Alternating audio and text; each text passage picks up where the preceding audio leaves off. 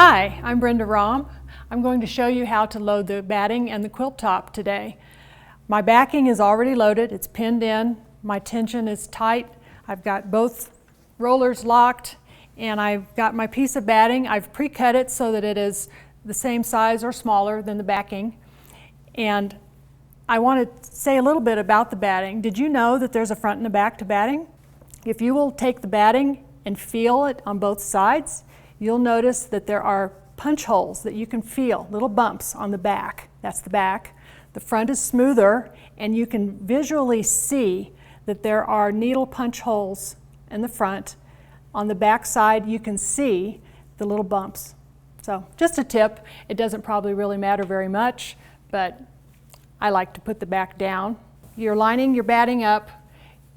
You can go as close to the pins as you want to. I usually stay back about an inch if I know I've got plenty of backing, and I'm centering my batting on the backing. I'm going to smooth it out.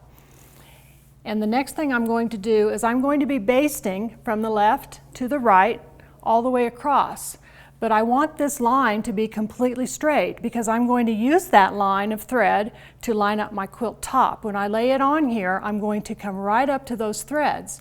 So I want it straight, and the way to make sure that that is a completely straight line parallel with the top of my backing is to set what's called the channel locks.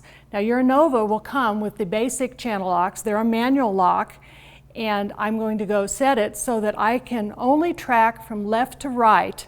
I'm going to lock in my line of travel. My machine will not be able to go front to back. I'm going to pull my machine over to where I'm going to start, which is approximately a quarter inch from the top of my batting, and I'm going to lock my channel locks. Okay, my machine is locked in place. I've got my batting laying down fairly straight across here. I'm going to pull up my bobbin thread.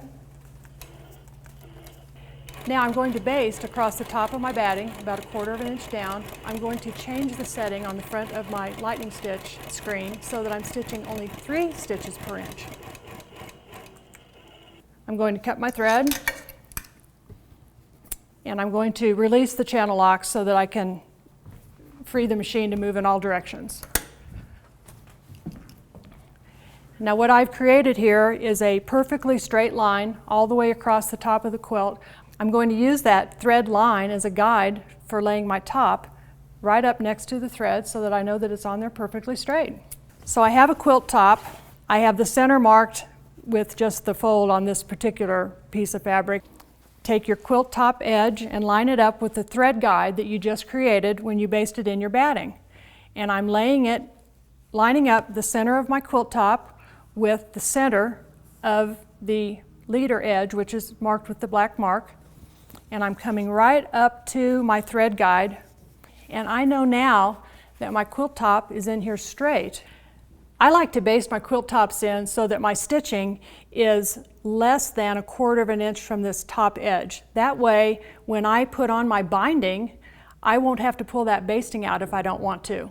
So I'm now going to pull up my bobbin thread to the top, and I want to stitch right about here. So I'm going to stop and go set my channel lock again. I'm going to drop my needle to hold the machine right where I want it, and I'm going to go over and set my lock.